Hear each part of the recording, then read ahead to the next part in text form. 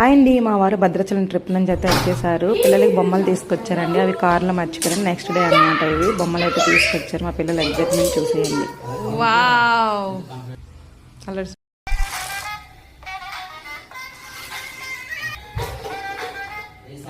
తిప్పు తిప్పించు, తిప్పు తిప్పు.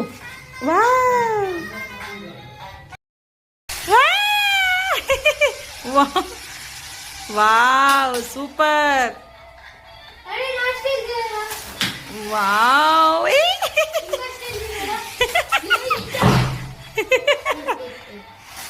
Wow, super. ఎంచు ఎవరు కొన్నారు? ఎంచు